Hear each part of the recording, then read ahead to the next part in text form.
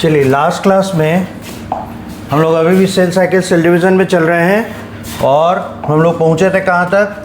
Mitosis के almost and point पर हम लोग आ गए थे और साइटोकाइनेसिस पार्ट पे थे, है ना। साइटोकाइनेसिस में एनिमल सेल्स कैसे अपना सेल साइटोप्लाज्म को डिवाइड करता है वो हम लोग देखे थे कि उसका जो फरो है यानी डिवाइडिंग लाइन वो अपीयर होता है उसके पेरीफेरी पे, बाउंड्री पे, और वो प्रोग्रेस करता है किस तरफ? Towards the centre.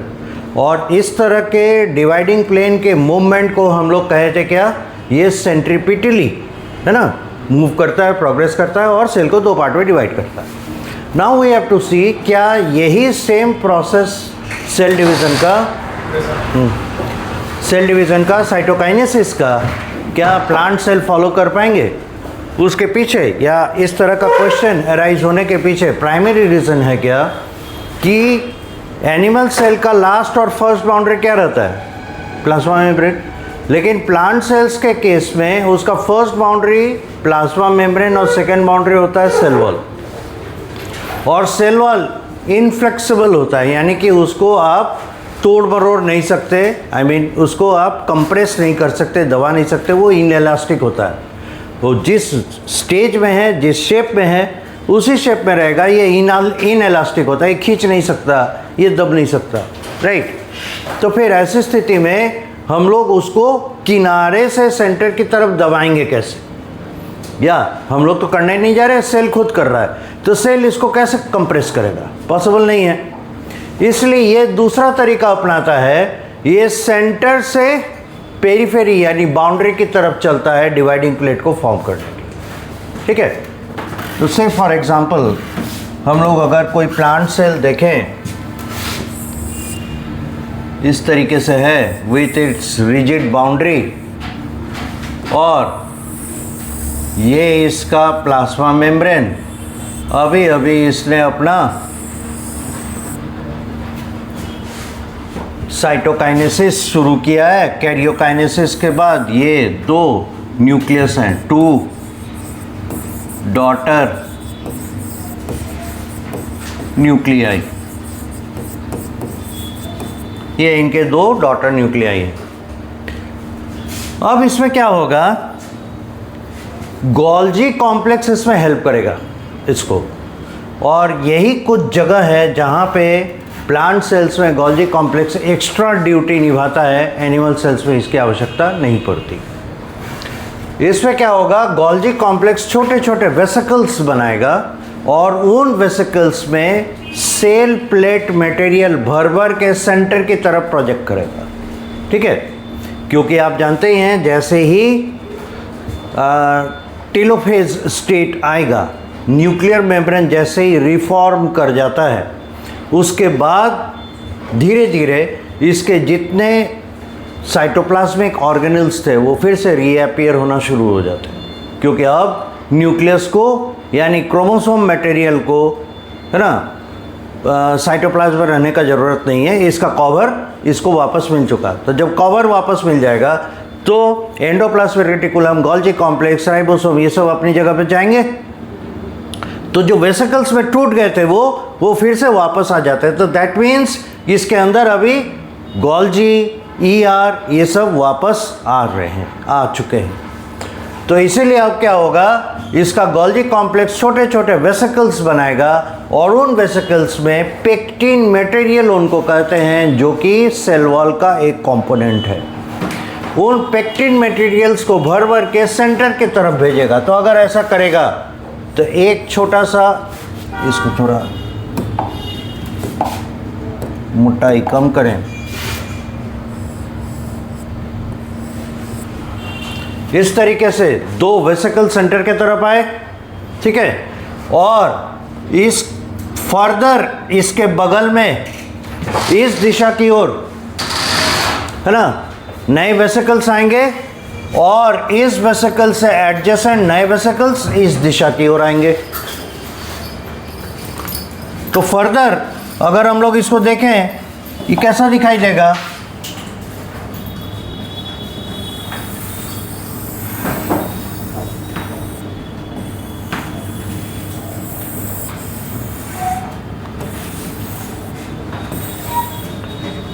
सेंटर मान लेते हैं ये,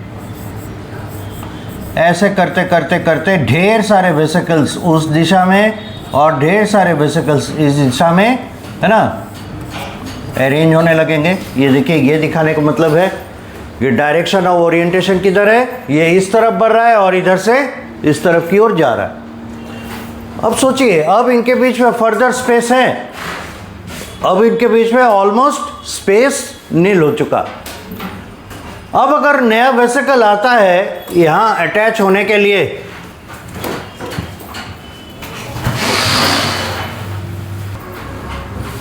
तो देखिए अगर फर्दर इसमें नए वेसिकल्स इनके साथ जुड़ने के लिए आते हैं तो उसको सेटल होने के लिए कोई स्पेस मिलेगा, अलग से जगह तो नहीं मिलेगा। तो नेचुरली अब अगर फर्दर वेसिकल्स आते हैं तो उनका पोजीशन क्या होगा, वो यही कहीं इसके ऊपर एडजस्ट होना चाहेगा, राइट। वेसिकल्स इन्हीं के अगल बगल में एडजस्ट होना चाहेगा। नतीजा क्या होगा, जब ये वेसिकल्स एक दूसरे से मिलने लगेंगे, it is something like that, जैसे बारिश हो रही है तो एयर बबल्स बनते हैं ना, उसमें बबूले बनते हैं। तो एक बबूला चलते चलते दूसरे से जब टकराता है तो दोनों एक हो जाते हैं, बड़े बबूले बन जाते हैं। फाइनली बहुत बड़ा बन जाता है तो वो अपने आप को कंट्रोल नहीं कर पाता और वो फट जाता है, यही होता है।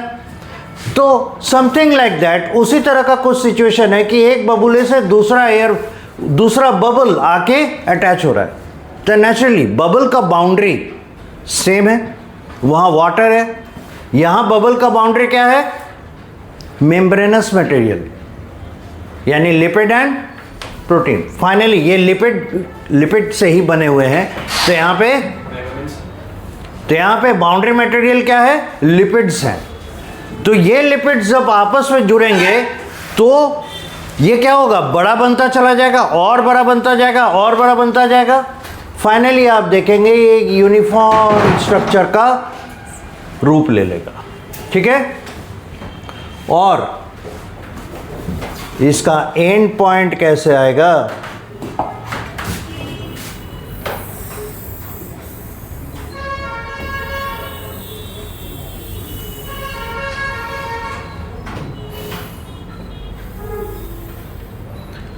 जब इस तरह के वेसिकल्स आपस में मिल जाएंगे तो ये प्लाज्मा मेम्ब्रेन का यूनिफॉर्मिटी साइट, ये प्लाज्मा मेम्ब्रेन का यूनिफॉर्मिटी साइट, और इसके साथ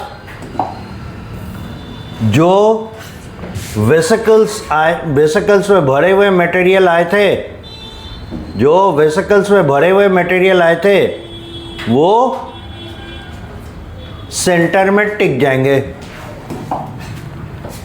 तो ये जो स्ट्रक्चर आप देख रहे हैं, एक लॉन्ग प्लेट लाइक स्ट्रक्चर बना, दिस इज सेल प्लेट, और इसका मटेरियल है पेक्टिन सब्सटेंसेस।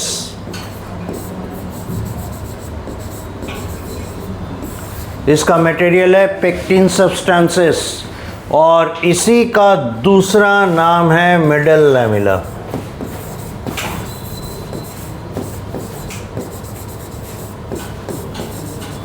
इसी का दूसरा नाम है मिडल लैमेला। तो आप मिडल लैमेला के बारे में जानते ही हैं, किसी भी प्लांट सेल में मिडल लैमेला क्या करता है, दोनों के बीच में, दो एडजेसेंट सेल्स के बीच में एक बाउंड्री बनाता है, और इस बाउंड्री से सेल 1 और सेल 2 जो अगल बगल के सेल्स हैं उनका प्राइमरी सेल वॉल जुड़ा हुआ रहता है, राइट। तो ठीक उसी तरीके से देखिए, उसी का ऑर्गेनाइजेशन यहाँ पे आपको पता चलेगा कि ये हुआ कैसे। पहले कैसे था, यूनिफॉर्म था, ये सिंगल सेल था, दो न्यूक्लियस लेके। उसके बाद वेसिकल्स आके जुड़ना शुरू किए एक दूसरे के साथ, यूनिफॉर्म वेसिकल बन गया एक बड़ा सा। अब जब वेसिकल जुड़ गया तो उसके अंदर का मटेरियल भी तो एक दूसरे से जुड़ेगा। तो इसी पॉइंट ऑफ व्यू से अंदर का मटेरियल जो कि पेक्टिन मटेरियल्स थे वो अपने साथ यूनिफॉर्मिटी लेकर आए। फाइनली एक प्लेट, एक स्टैटिक स्ट्रक्चर बन गया जो कि इन दोनों सेल्स को एक दूसरे से अलग कर दिया, और इस तरीके से प्लांट के नए डॉटर सेल्स बनते हैं। और डॉटर सेल बनने के बाद अब cell wall material, primary cell wall बनेगा। तो मान लेते हैं अगर ये सेल नंबर 1 और ये सेल नंबर 2 बनने जा रहा है, तो इसका primary cell wall material cell 1 का प्राइमरी सेल वॉल किधर बनेगा? इस पेक्टिन मटेरियल से अंदर के तरफ, और सेल 2 का सेल वॉल किधर बनेगा? पेक्टिन मटेरियल से इस तरफ। फाइनली यहाँ से एक नया सेल वॉल डेवलप कर जाएगा, और इधर से एक नया सेल वॉल डेवलप कर जाएगा, और इन दोनों को चिपका के रखने वाला मटेरियल हो जाएगा middle level. So this is how the plant sales, of course इसका न्यूक्लियस होगा, this is how the plant sales divide by cytokinesis. ठीक है, तो पहले आप ये इसको सेकंड, इसको थर्ड, यहाँ तक नेमिंग कर सकते हैं, then we do.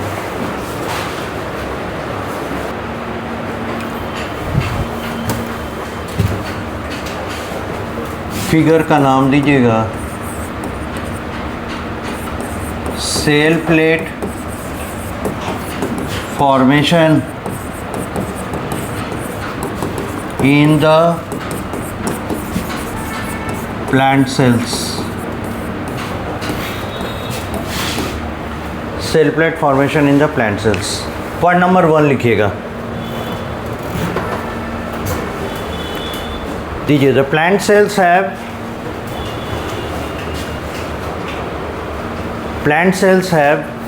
a rigid boundary. Plant cells have a rigid boundary of cell wall.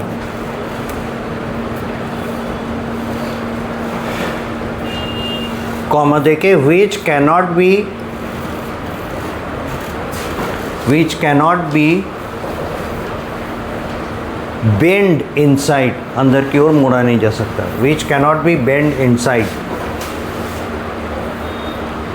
Second point, therefore another strategy works.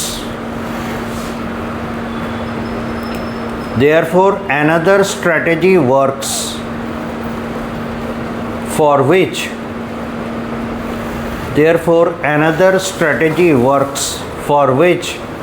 Golgi complex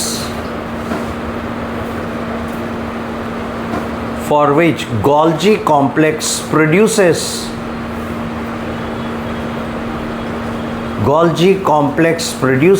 a number of vesicles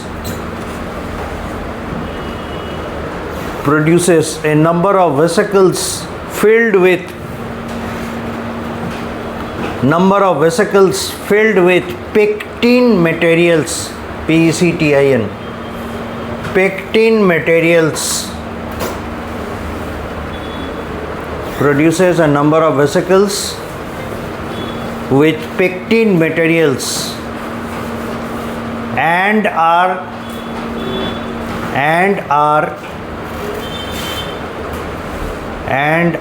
pushed towards the center, PUSHED, pushed towards the center, and are pushed towards the center, proceeding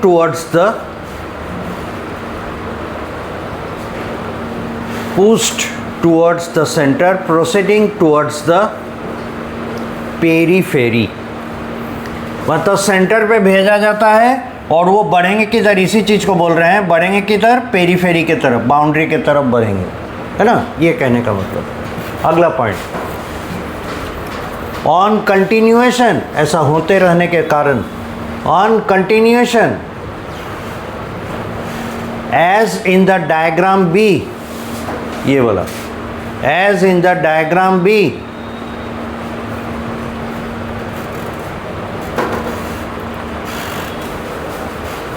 as in the diagram B, all the vesicles come in contact.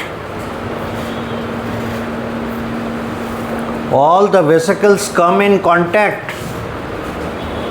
As in diagram B, all the vesicles come in contact and form a uniform layer. And form a uniform layer.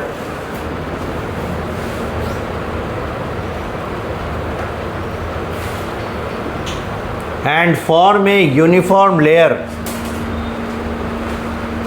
out of which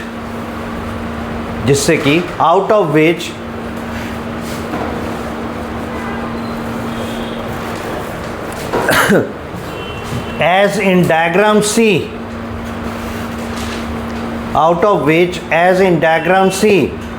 a cell plate forms in between. As in diagram C, a cell plate forms in between.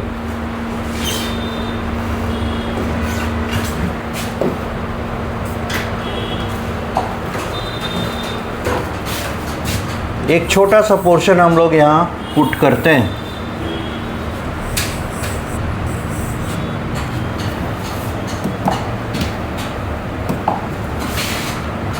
इधर से plasma membrane गया है और इधर से plasma membrane गया है, ठीक है। ओहो, वन मोमेंट।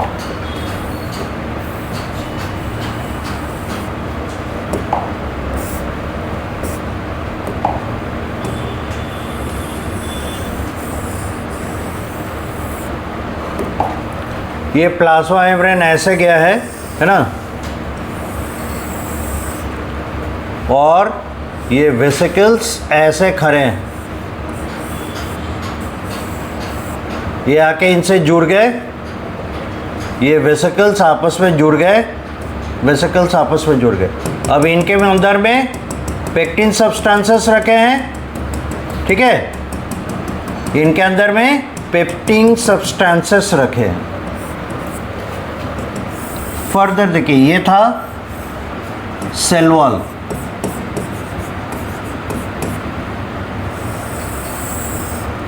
ये प्लाज्मा मेम्ब्रेन, ठीक है। समझ पा रहे हैं, एक सेक्शन लेकर हम लोग चल रहे हैं। फाइनली क्या होगा, ये सारे वेसिकल्स मिलकर ऐसे हो जाएंगे और इधर के सारे वेसिकल्स मिलकर ऐसे हो जाएंगे। ये प्लाज्मा मेम्ब्रेन ऐसे चल रहा है, ये प्लाज्मा मेम्ब्रेन है, ठीक है। ऊपर वाला हिस्सा इधर आ गया, नीचे वाला हिस्सा इधर आ गया, ठीक है। आप बोलिएगा बीच में क्या आएगा, तो बीच में खड़ा होगा ये पेक्टिन सब्सटेंसेस। ऐसे बीच में कौन खड़ा होगा, पेक्टिन सब्सटेंसेस, और इधर भी सेल वॉल का हिस्सा। अब जरा सोचिए, ये एक्सटेंशन बना हुआ रह सकेगा क्या? ये ऐसे मेम्ब्रेन का एक लेयर जा रहा है और इधर थोड़ा सा एक्सटेंशन है, तो ये इधर मूव करना नहीं चाहेगा, ये इधर मूव करना नहीं चाहेगा। बात फॉलो कर रहे हैं? ये प्लाज्मा मेम्ब्रेन है, ठीक है। बीच में दोनों तरफ से मेम्ब्रेन का लेयर आ रहा है, तो ऐसा नहीं लग रहा है कि इस मेम्ब्रेन के हिस्से को इधर मूव कर जाना चाहिए, तो इधर एक छोटा सा या एक यूनिफॉर्म बबल बनेगा और ये हिस्सा इधर कट के आ जाएगा, तो ये एक यूनिफॉर्म बबल बनेगा। तो अगर ऐसा होता है तो हम इसे हटा सकते हैं, इसे हटा सकते हैं, ये हटा दें, ये हटा दें। अब देखिए, तो ये इस तरफ का प्लाज्मा मेम्ब्रेन और इस तरफ का प्लाज्मा मेम्ब्रेन बन गया, और बीच में कौन खड़ा है, पेक्टिन सब्सटेंसेस, और यही है सेल प्लेट, जो आगे चल के बन जाएगा मिडिल लैमेला। पर मिडिल लैमिला बिना सेल वॉल के कोई मतलब का नहीं।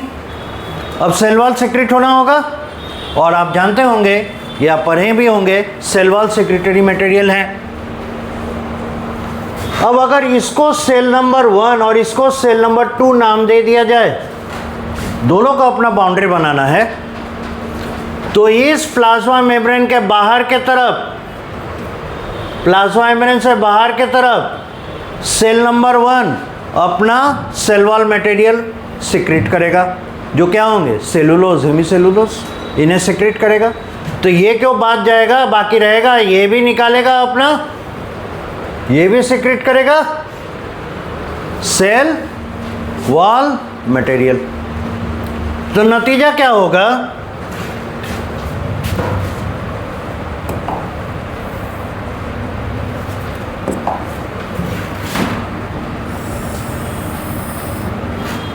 ये ओरिजिनल सेल वॉल था, इस तरफ एक प्लाज्मा मेम्ब्रेन बना हुआ है, इस तरफ दूसरा प्लाज्मा मेम्ब्रेन बना हुआ है, बीच में ऐसे पेक्टिन सब्सटेंस है, ठीक है। अब इसने अपना सेल वॉल मटेरियल सिक्रेट किया,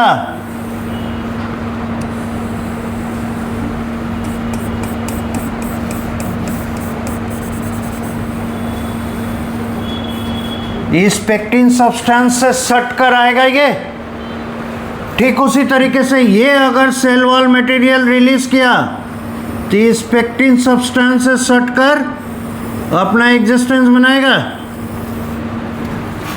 देखिए, तो 2 सेल वॉल बन गए, 2 सेपरेट सेल्स हो गए, और इन दोनों सेपरेट सेल्स को जोड़कर कौन रखा है,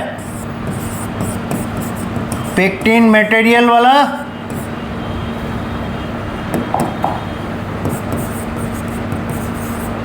यानी मिडिल लैमिला, और ये प्राइमरी सेल वॉल, और ये भी प्राइमरी सेल वॉल, ये सेल 1 और ये cell 2।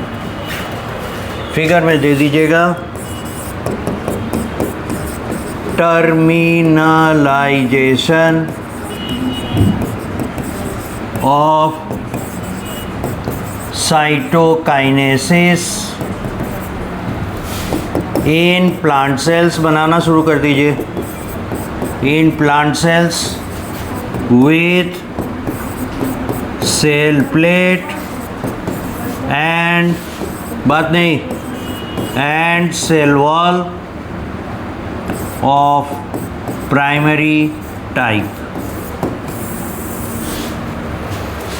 So this is how this process ends.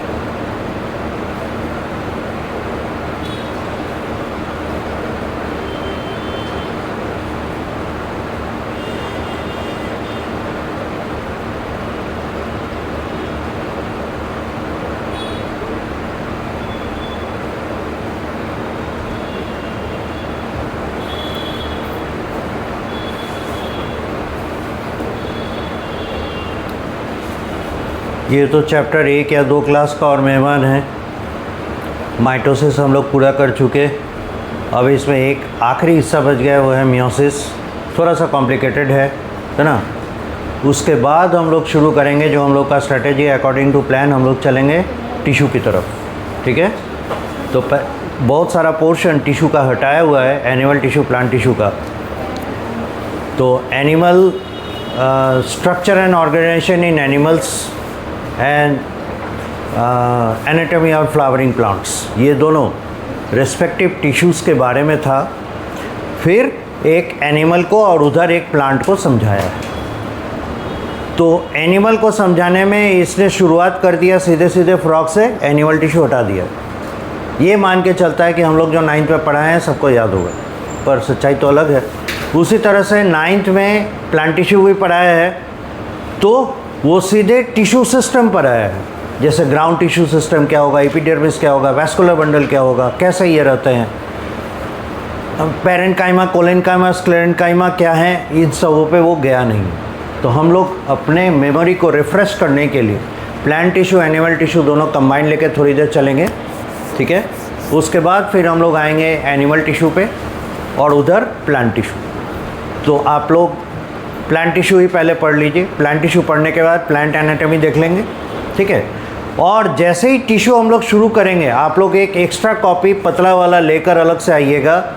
हम लोग क्लासिफिकेशन के लिए, जैसे जो फर्स्ट यूनिट है उसमें पूरे ऑर्गेनिज्म को अलग अलग पार्ट में, अलग अलग भागों में बांटा गया है, दैट इज़ क्लासिफिकेशन, जिसको बायोडाइवर्सिटी भी कहते हैं। तो पूरे ऑर्गेनिज्म, जितने ऑर्गेनिज्म दुनिया में हैं, उनको कैसे बांटा गया है, उनके डिविजन्स हम लोग लिखेंगे और उनके एग्जाम्पल्स हम लोग डेली थोड़ा थोड़ा लिखेंगे। और जितना आपको देंगे हर दिन के क्लास में, उतना याद करके आइएगा। अगले क्लास में वो पूछेंगे, फिर हम लोग आगे बढ़ेंगे। ये इसलिए ज़रूरी है क्योंकि वो चैप्टर अंत में जाके बहुत ज़्यादा दिक्कत वाला हो जाता है और बहुत सारे रहते हैं उसको याद करने के लिए, तो हम लोग ओवरफ्लो कर जाते हैं। इसलिए थोड़ा थोड़ा करके हम लोग उसको याद करेंगे। नाम सिर्फ याद करना है विथ एग्जाम्पल्स। फिर जब इधर का यूनिट 2 हम लोग पूरा करेंगे, तब जाएंगे यूनिट 1 में। उस समय हमारा नाम ऑलरेडी याद रहेगा, ये क्या है इनको हम लोग देखें। This is the plan. समझ में आया? तो उसी तरीके से तो एक पतला कॉपी हमेशा रखिएगा जिसमें हम लोग सारे क्लासिफिकेशन लिखा करेंगे।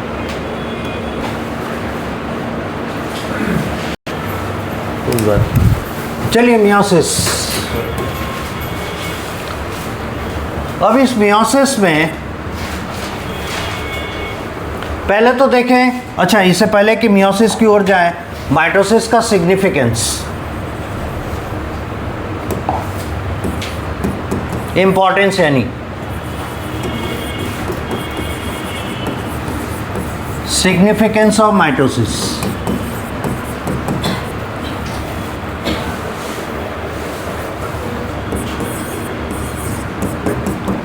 इट इज डन, यानी माइटोसिस एक प्रकार का सेल डिवीजन है ना, तो कौन परफॉर्म करेंगे? इट इज डन लिखते भी चलिएगा। By the somatic cells. Somatic मतलब हो गया बॉडी सेल्स, जो ऑर्गेनिज्म के बॉडी को तैयार करता है, उन्हें हम लोग कहते हैं somatic cells.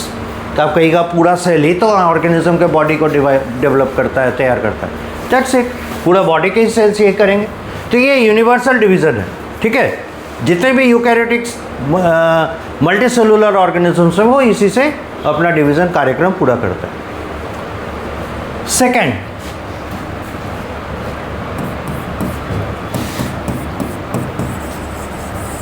by the tissues for repairing the damaged parts.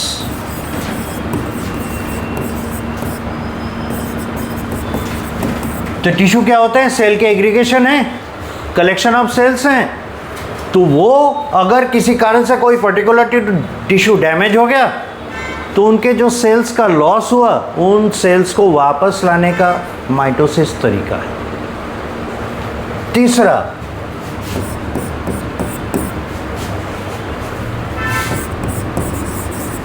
those cells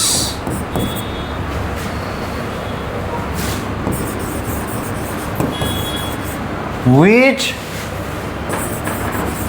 are required to increase in number at certain time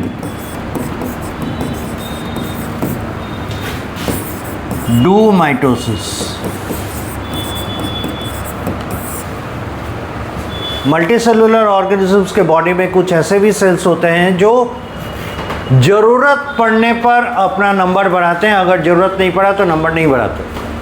ठीक है, जैसे फॉर एग्जांपल WBC का नाम सुना ही है। जब पैथोजेनिक चैलेंज मिलेगा, इन्फेक्शंस अटैक करेंगे, तब उनको नंबर बढ़ाने का ज़रूरत पड़ता है, अदरवाइज़ काहे को बढ़ाएगा, किससे लड़ना है। हम फौज भेजेंगे तभी ना, जब हमको कोई दुश्मन दिखेगा। दुश्मन है नहीं तो फौज भेजेंगे क्यों, राइट। तो WBCs हमारे फौज हैं, हमारे आर्मी हैं, तो हम इन आर्मी को डिप्यूट करेंगे भारी मात्रा में तब जब कोई पैथोजेनिक अटैक होगा। तो वही बताया, जब इनको अपना नंबर बढ़ाना होगा, कब, एक पर्टिकुलर कंडीशन में। एक एग्जांपल था, पर्टिकुलर कंडीशन में जब सेल्स अपना नंबर बढ़ाना चाहता है, then they look up for the mitosis. समझ गए। तो कौन से सेल्स इनको परफॉर्म करेंगे ये तो पता चल गया। सिग्निफिकेंस नंबर 2, अब रुक जाइएगा। At the end of mitosis the number of chromosomes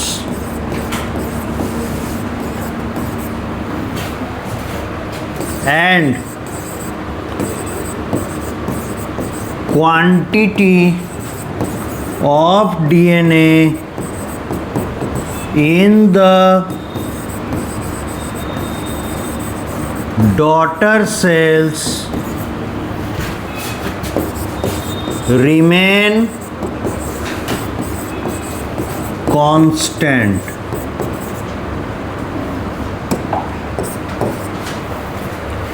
At the end of mitosis, the number of chromosomes and quantity of DNA in the daughter cells remain constant. That is same WRT short में लिखते हैं with respect to WRT with respect to their mother cells या parent cell। उनके parent cell अब लिख सकते हैं, उनके पेरेंट सेल जो हैं, समझ गए। पेरेंट सेल में जितना नंबर ऑफ क्रोमोसोम रहेगा, डॉटर सेल में भी नंबर ऑफ क्रोमोसोम उतना ही रहेगा। पेरेंट सेल में पर सेल डीएनए क्वांटिटी जितना रहेगा, डॉटर सेल्स में भी पर सेल डीएनए उतना ही रहेगा। तो quantity of DNA and the number of chromosomes remain same in the daughter cells to that of their parent cells. तो किसी भी तरह का परिवर्तन ये नहीं लाते, इसीलिए जो भी सेल्स हैं अधिकतर प्रेफर करते हैं माइटोसिस। ठीक है, ये इंपॉर्टेंस है इसका। पूरा हो गया।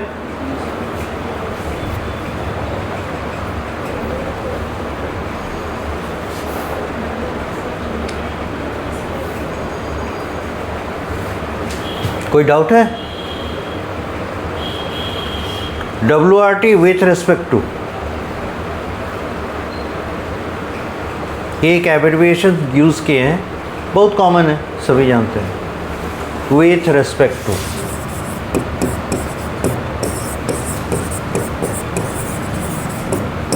ये फिजिक्स में बहुत यूज़ होता है।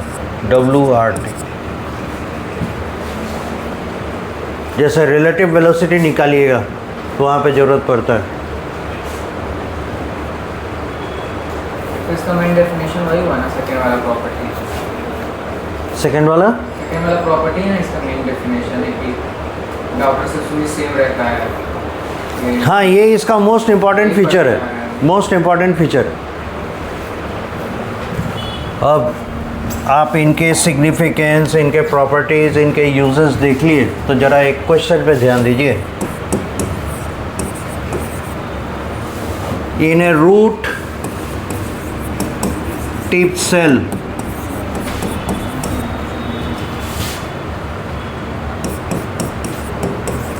number of chromosome equal to 28.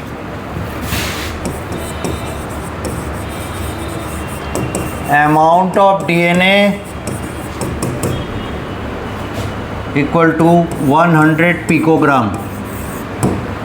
ठीक है, ये दिया हुआ है। क्वेश्चन लिखिए। At a rate of 10 cells per hour, it is dividing.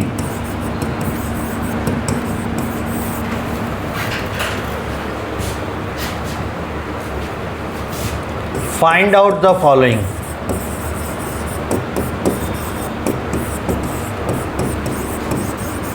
इस एक क्वेश्चन में आपको माइटोसिस के बहुत सारे पहलू एक साथ दिखाई देंगे।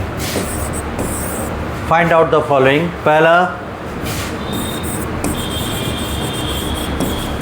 Quantity of DNA and number of chromosome at G1 phase, AS phase, G2 phase, pro phase, सभी लिखा गया, meta phase, ana phase, telo phase,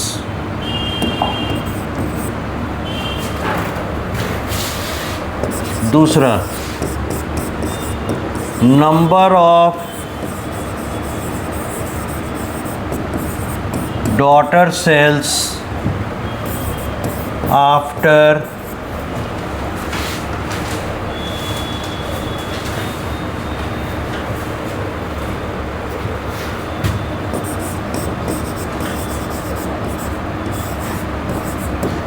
four hours.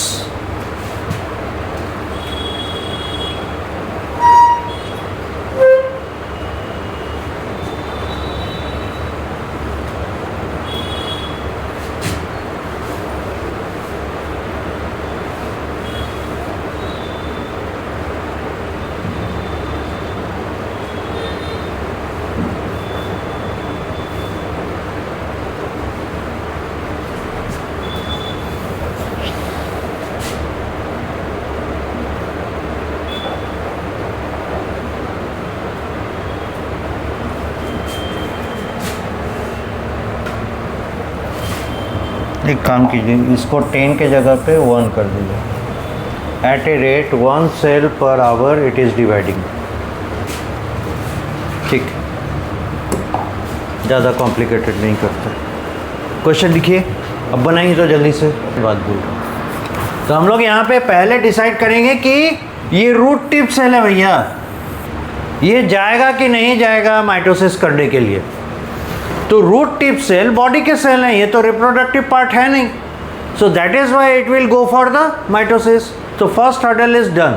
Now आप माइटोसिस के जितने कॉन्सेप्ट हैं उनको आप इस पर अप्लाई कर सकते।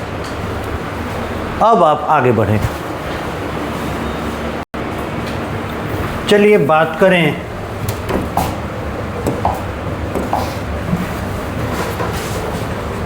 कैसे बोले थे, कभी भी क्वेश्चन जब सॉल्व करने जाएंगे, न्यूमेरिकल खास करके प्रॉब्लम जो रहेगा उसमें गिवन डेटा को एनालाइज करेंगे पहले क्या क्या दिया हुआ है। तो यहाँ तो साफ साफ लिख दिया है, नंबर ऑफ क्रोमोसोम कितना दिया है 28, अमाउंट ऑफ डीएनए कितना दिया है 100 पिकोग्राम।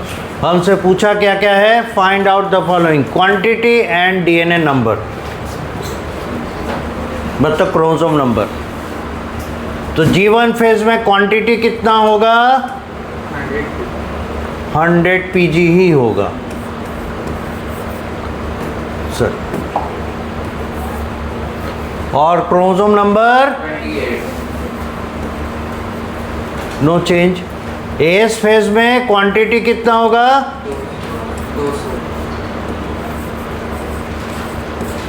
200 पिकोग्राम। नंबर कितना होगा? 28 G2 फेज में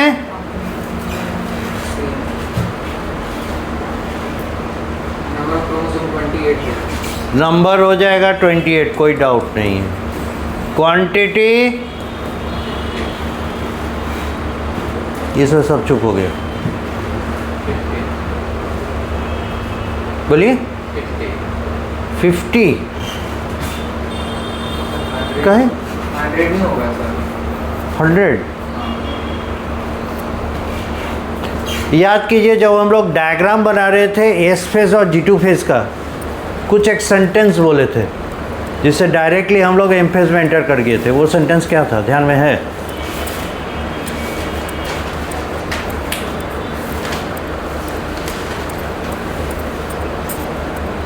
तो हम ये बोले थे कि G2 फेज में क्या होने वाला है, पहले उस पर ध्यान दीजिए। तो वही माइटोकॉन्ड्रिया और क्लोरोप्लास्ट ये डिवाइड करते हैं, नंबर बढ़ाते हैं, यूनिफाइड वे में रहते हैं, ताकि साइटोकाइनेसिस के समय बीच में से थोड़ा आधा डब्बा इसको आधा डब्बा इसको कर दे।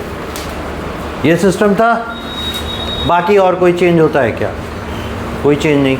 ये तैयारी करता क्या है G2 फेज में? अगले चरण का माइटोसिस का तैयारी करता है, सेल डिवीज़न का तैयारी करता है।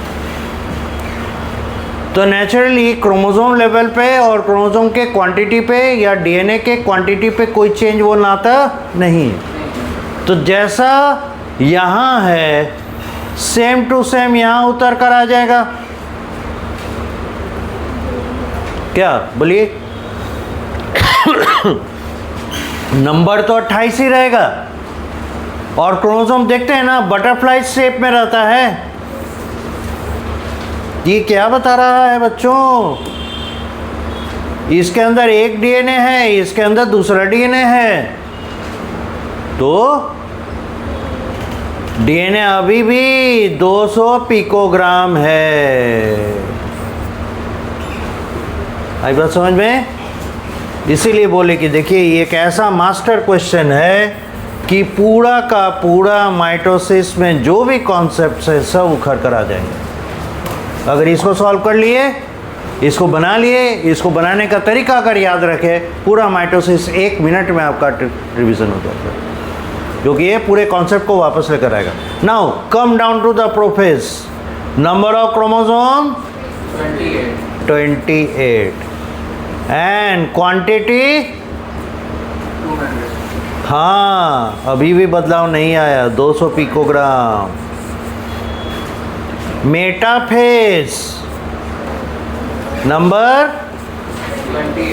28 क्वांटिटी 200 पिकोग्राम। बहुत अच्छा। एनाफेज उधर जगह समाप्त हो गया इसलिए इधर आना पड़ा। Number of chromosome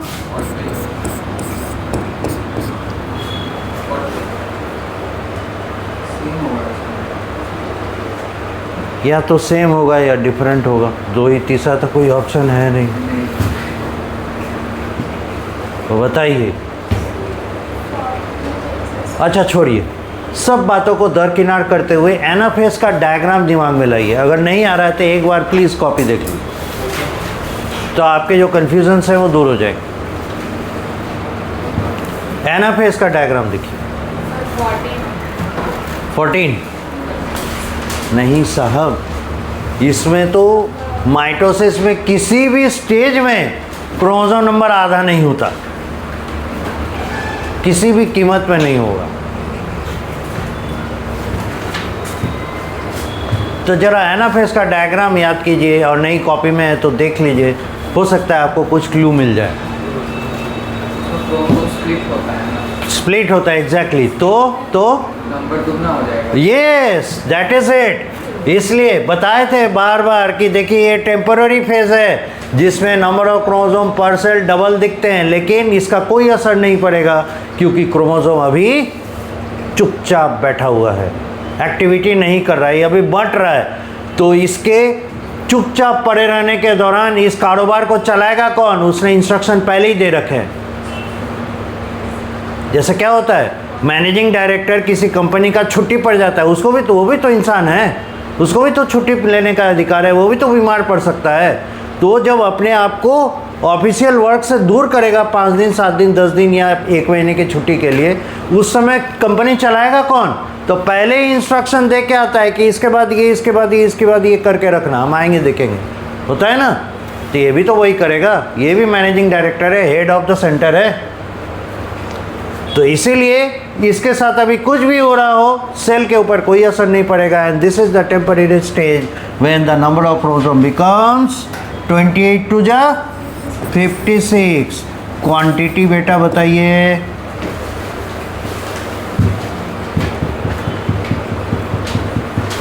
quantity of DNA.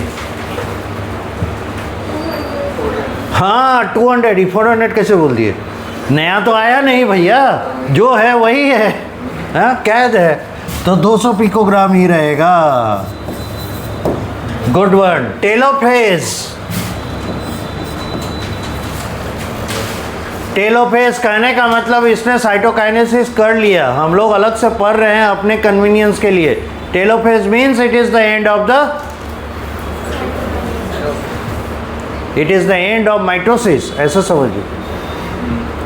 तो टेलोफेज में क्या होता है?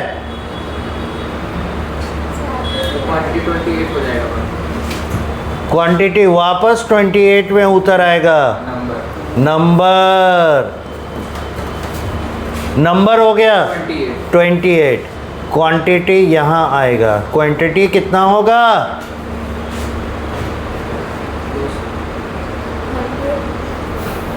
100 हो जाएगा, वापस अपनी पूर्वावस्था में आ गया।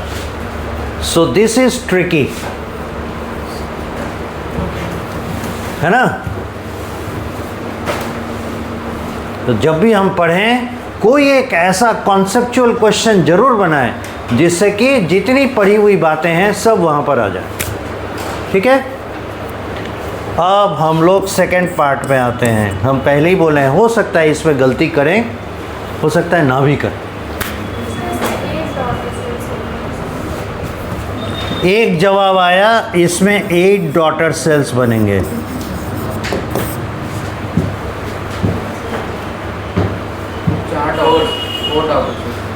दूसरा देख रहे हैं, ऑप्शन आ रहा है, दूसरा है 4 आंसर आएगा।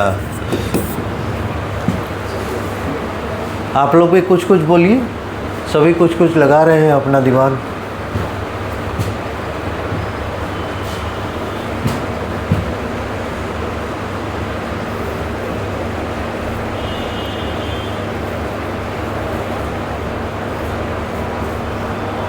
क्या होगा, कितना बनना चाहिए?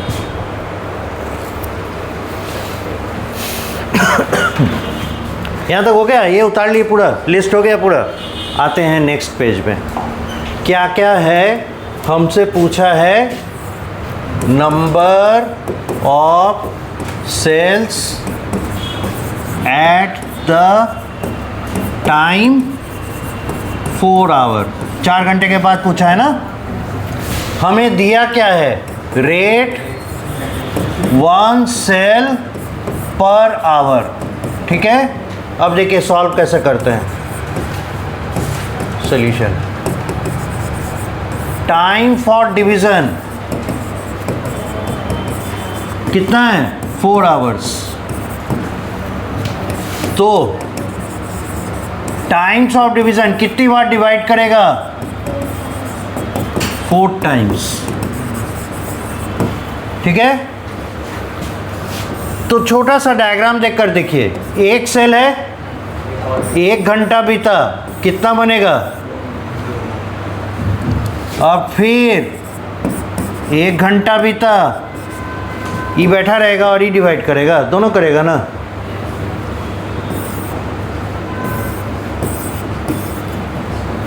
ठीक है। अब इसको 1 घंटा मिला एक साथ,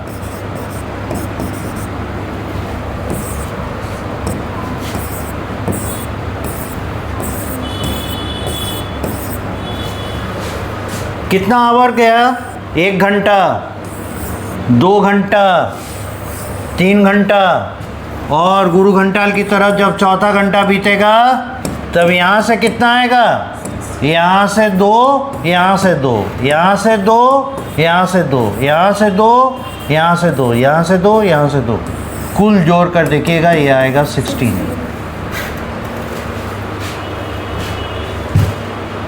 कोई 8, कोई 4 में अटके हुए 16 तक चला गया नहीं। तो पहले तो इसको डायग्राम से आप बनाइए ताकि आपके दिमाग में इसकी छवि बनी रहे। Then we will come to a shortcut method to understand how this kind of questions are solve. ये देखिए, ये मत सोचिएगा 1 2 3 4 4 घंटा ले लिया, नहीं, ये सारी कार्रवाई एक ही घंटे में हो रही है। सबको 1-1 घंटा मिला एक साथ।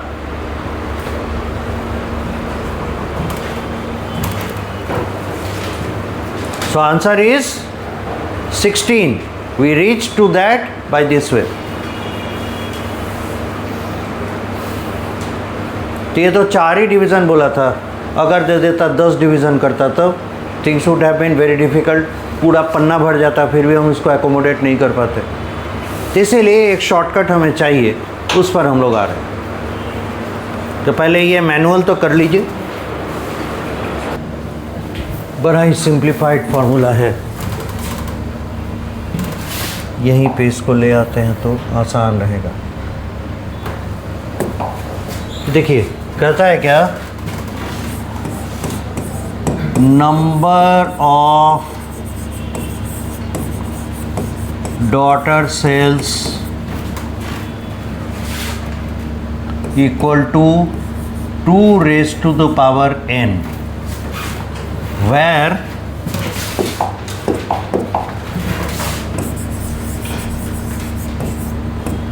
n equal to times of division, n equal to times of division।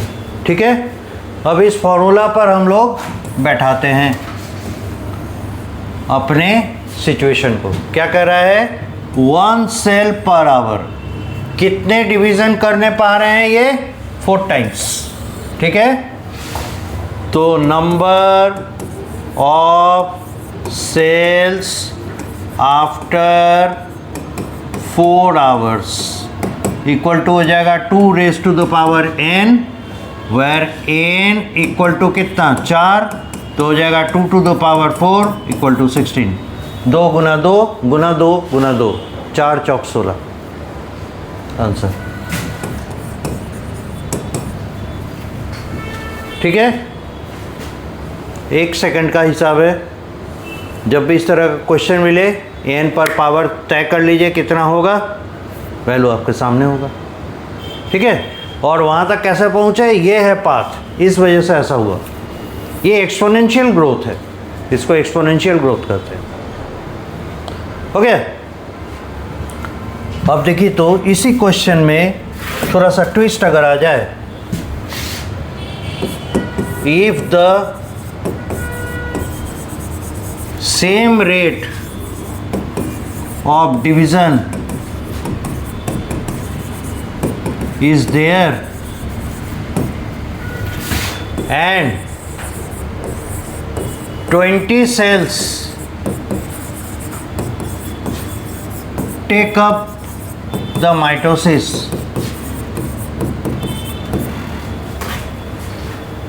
find out number of daughter cells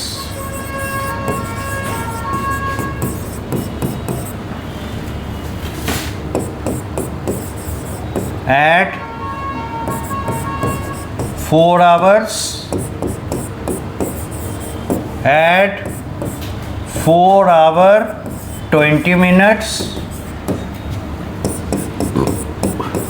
at 4 hour 50 minutes।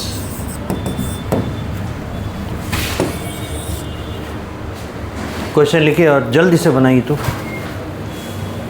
Okay, चलिए हम लोग को क्या दिया है, बोला है उसी तरह का कोई सेल है, सोमैटिक सेल है ना, जो कर रहा है, जब माइटोसिस कर रहा है, लिखा है ना माइटोसिस कर रहा है, इसका मतलब कोई सोमैटिक सेल ही होगा। और इसका भी रेट ऑफ डिवीज़न क्या है, तो 1 घंटे में एक बार डिवीज़न कर लेता है। This is the cycle time. Now आपसे पूछ रहा है कितने सेल से शुरुआत किया है इसने, 20 सेल्स के साथ, और कह रहा है 4 घंटे के बाद total number of daughter sales आप निकालिए। ये ट्विस्ट है इसमें। तो ये कहाँ लिखा है 1 घंटे में एक बार? सेम रेट ऑफ डिवीजन लिखा है ना, उसी रेट ऑफ डिवीजन के साथ ये शुरुआत किया, यानी वो रेट क्या था,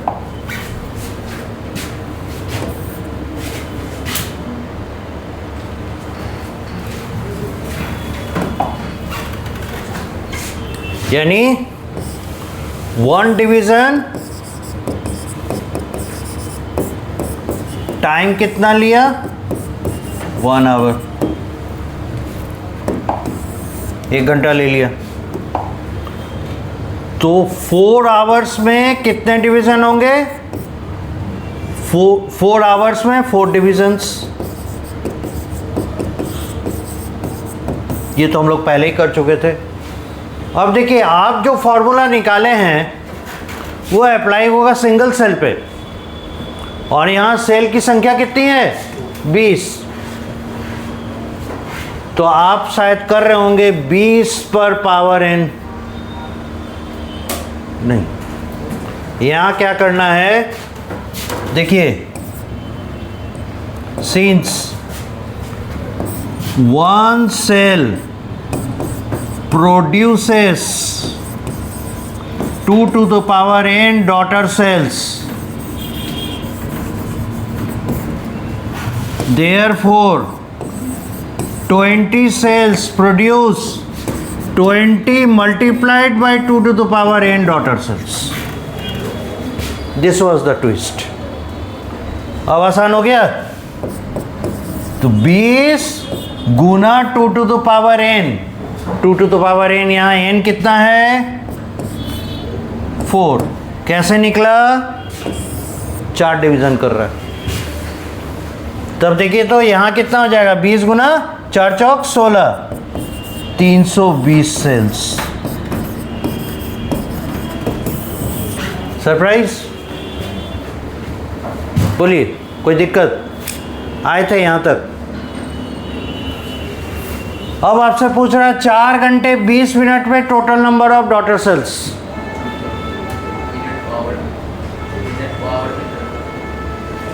तो देखिए 4 घंटे तक तो टाइम दिया आपने, इतना सेल 320 सेल तो बनने का मौका मिल गया। 5वां डिवीजन पूरा होने के पहले आप बोल रहे हैं कि बताइए कितना नंबर ऑफ डॉटर सेल्स होगा, तो सेल कभी फ्रैक्शन में तो होता नहीं, इसलिए जब तक 1 घंटे का पूरा टाइम नहीं मिलेगा नंबर ऑफ सेल बढ़ेगा नहीं। तो इसमें भी, इसमें कितना आया 320, इसमें भी आएगा 320, तो same logic will be applied here, और यहाँ भी होगा 320 आंसर।